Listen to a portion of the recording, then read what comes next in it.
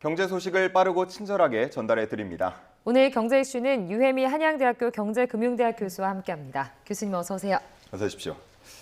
자, 1분기 기업 실적 시즌이 개막했습니다. 지난주에 삼성전자가 잠정 실적을 발표했는데 그야말로 깜짝 실적 발표였습니다. 5조 원대가 나올 거라고 예상이 참 많았던 것 같은데 6조를 뛰어넘어서 6조 6천억 원. 작년 동기 대비해서는 10배나 상승했다고요? 예, 그렇습니다. 삼성전자가 그야말로 어닝 서프라이즈를 발표했는데요.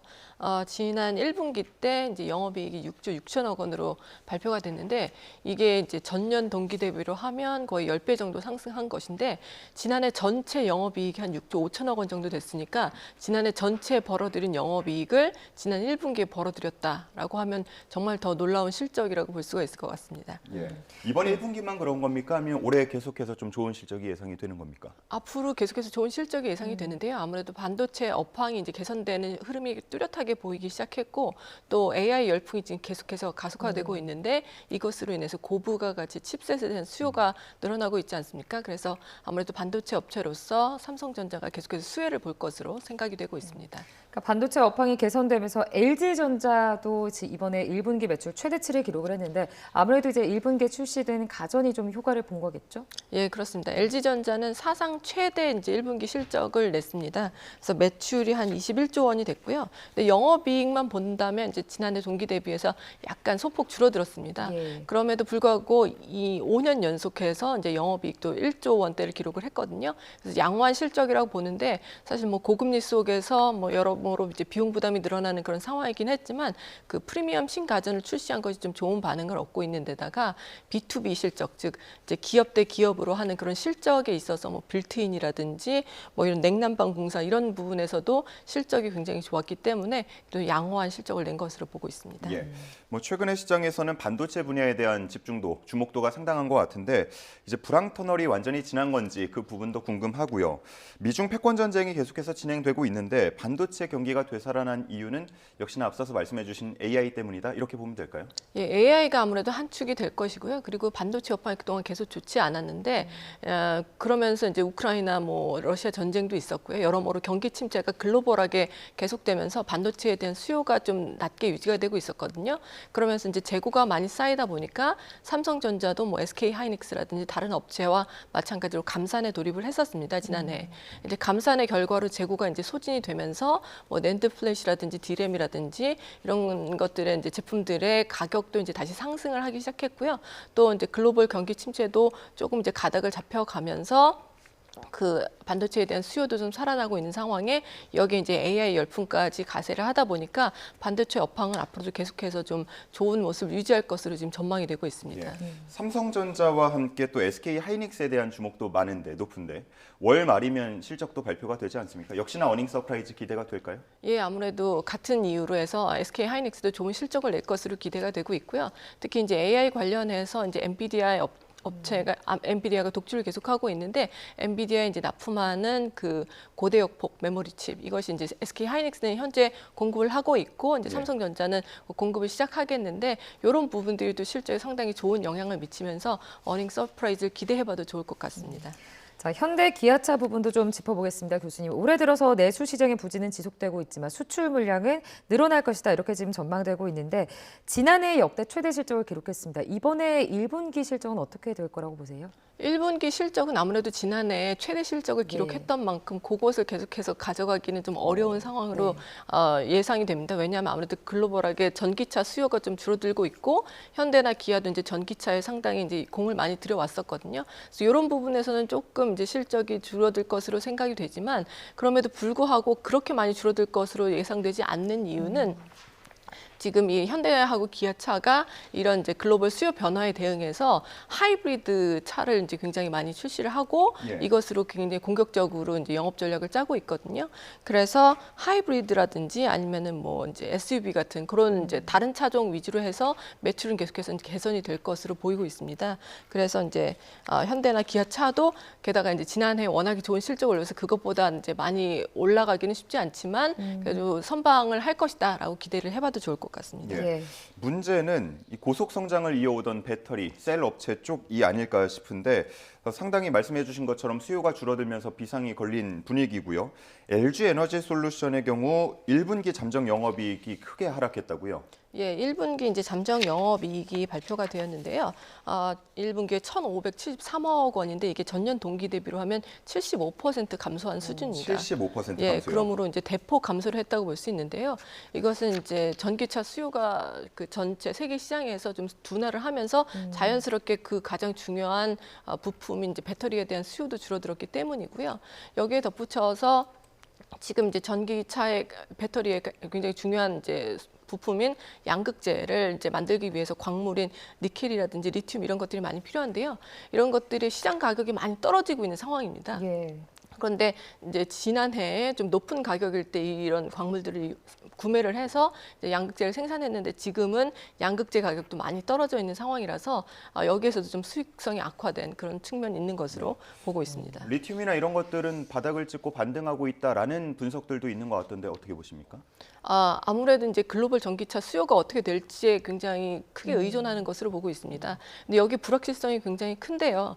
이제 전기차 수요가 좀 둔화하면서 전 세계적으로 많은 자동차 업체들이 전기차에 대한 이제 좀 투자를 약간 줄이고 있고요. 예. 여기에 이제 하이브리드 차종으로 조금 이제 전략을 변경하고 있기도 한데다가 또 중국에서 이제 여러 전기차가 이제 싼 값으로 많이 공급이 되다 보니까 공급이 과열되는 그런 영향도 있고요. 그래서 전기차 수요가 앞으로 더 이제 늘어나려면 아무래도 기술 혁신이 있어서 주행 거리가 더 길어진다든지 아니면 충전이 좀 더 편리해진다든지 하는 그런 부분이 있어야 될 거고요. 하지만 하반기에는 아무래도 금리 인하가 예정이 돼 있다 보니까 그런 부분 때문에 다시 또 수요가 살아날 가능성도 있는데 여기 이제 미 대선 결과가 또 중요한 변수가 될 것 같습니다. 만약에 이제 트럼프 대통령이 당선이 된다고 하면 트럼프 대통령 같은 경우 이제 한국에 대해서는 좀 약간 관세를 부과하거나 할 가능성도 없지 않거든요. 왜냐하면 이제 대미 흑자를 많이 내는 그런 이제 국가들에 대해서 좀 관세를 부과하겠다든지 하는 입장이 바로 트럼프 대통령의 입장이기 때문에. 우리나라는 이제 자동차 기반으로 해서 최근에 이제 대미 무역 흑자가 굉장히 많이 늘어나고 있는 상황이거든요. 그렇다면 이것 때문에도 뭐 배터리 업계라든지 아니면 반도체 업계든 여러 이제 수출 산업들이 약간 타격을 받을 수 있는 가능성도 우리가 좀 염두에 둬야 될 것 같습니다. 예, 알겠습니다. 자, 주식 시장도 좀 짚어보면 이게 그대로 좀 반영이 되고 있는 것 같습니다, 교수님. 그 2차 전지가 한때는 우리 주식 시장을 좀 이끌었다면 지금은 반도체가 계속해서 주식 시장의 상향 흐름을 좀 이어가고 있는 것 같은데 뭐 어떻게 좀 보고 계십니까? 예, 아무래도 이제 반도체 업계가 이제 화랑을 나타내고 있고 전기차 업계라든지 아니면 배터리 업계는 좀 실적이 좋지 않다 보니까 이게 계속 주가에도 감소하고 있죠. 예, 그대로 반영이 되고 있습니다. 그래서 최근에는 삼성전자가 뭐 굉장히 좋은 주가 흐름을 보이고 있고요. 예. SK 하이닉스도 마찬가지인데 배터리 업계나 이제 2차 전지 업계는 좀처럼 이제 그 주가가 회복을 하지 못하고 있는 상황입니다. 근데 이 부분은 아무래도 이제 앞으로의 글로벌 전기차 수요가 어떻게 되는지에 따라서 또 이제 향방을 알 수 있을 것으로 생각됩니다. 알겠습니다. 자, 다음 소식도 짚어보겠습니다. 이번에는 부동산 쪽인데 부동산 호황기에 투자처로 인기를 끌었던 수익형 부동산이 있습니다. 이게 최근에 침체의 늪에 빠졌다라는 얘기가 많이 나오는데 어떤 상황입니까? 예, 굉장히 좀 안 좋은 상황인데요. 그 수익형 부동산이라고 하면 뭐 지식산업센터라든지 뭐 상가, 오피스텔 이런 것들을 우리가 이제 흔히 들게 됩니다. 예. 그런데 이런 지식산업센터라든지 상가, 오피스텔들이 저금리 기조 하에서 이제 아파트의 대체 투자처로 굉장히 각광을 받았었습니다. 예. 그래서 여기에 이제 굉장히 투자금이 많이 몰렸었는데 최근에 이제 고금리 고물가가 지속되면서 사실은 이제 업황이 전반적으로 이제 경기가 좋지 않다 보니까 공실률이 굉장히 높아지고 있고요. 여기 지식산업센터 같은 경우는 이제 공급이 굉장히 많이 늘다 보니까 매매 수요도 그렇게 많이 늘지 않아서 경매에 붙여지는 물건이 상당히 이제 많아지고 있는 상황입니다. 그래서 지식산업센터 같은 경우는 지난 1분기에 경매에 붙여진 물건이 전년 동기 대비해서 88% 정도 늘어나고 있고요. 뭐 오피스텔이나 상가도 그렇게 상황이 낮지 않은 그런 상황입니다. 예. 그래서 이제 내수 부진이 계속되고 있어서 이제 공실이 이런 게 개선될 여지는 아직은 크지 않고 여기에 이제 그 금리 부담도 제대로 이제 감당할 수 없는 그런 경우에는 경매에 넘겨지기 때문에 이런 이제 낙찰가율도 떨어지고 있고 그 다음에 낙찰 가격뿐만 아니라 낙찰률도 떨어지고 있는 이런 상황이 지금 지속되고 있어서 상당히 수익형 부동산에서 손해를 보고 있는 사람들이 많은 상황이라고 볼 수 있습니다.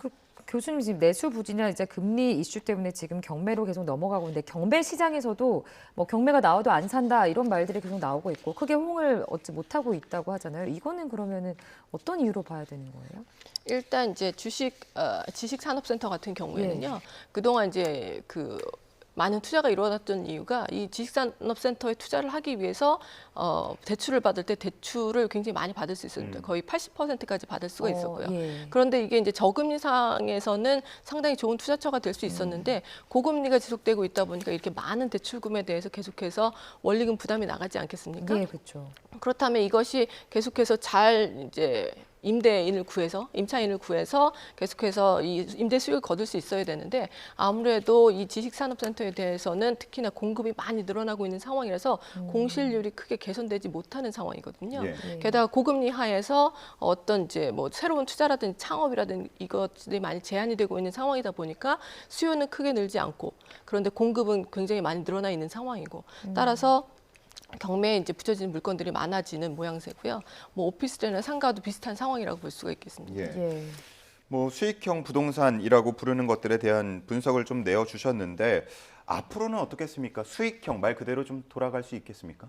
이 수익형이 되려면 일단 내수가 살아나야 되겠죠. 그래서 내수가 살아나야 되는 게 이제 첫 번째인데 아무래도 하반기에는 금리 인하가 좀 예정이 되어 있다 보니까 그런 면에서는 조금 앞으로 기대할 부분들이 있을 것 같긴 합니다만 특히 이런 상가 같은 경우에는 또 그렇게 대폭적으로 개선이 되기가 좀 어려운 이유 중에 하나가 아무래도 최근에 추세가 오프라인보다는 온라인으로 쇼핑을 많이 하는 상황이거든요. 그래서 온라인일 경우에는 아무래도 매장을 필요로 하는 경우가 적어지기 때문에 이런 상가 같은 경우는 특히나 내수가 좀 개선이 된다고 하더라도 수요가 아주 대폭적으로 개선이 되기는 좀 어려운 상황이라서 이런 추세적인 부분과 함께 이제 경기 측면에서 회복되는 것도 굉장히 중요한 이제 부분으로 살펴봐야 될 것 같습니다. 예, 알겠습니다.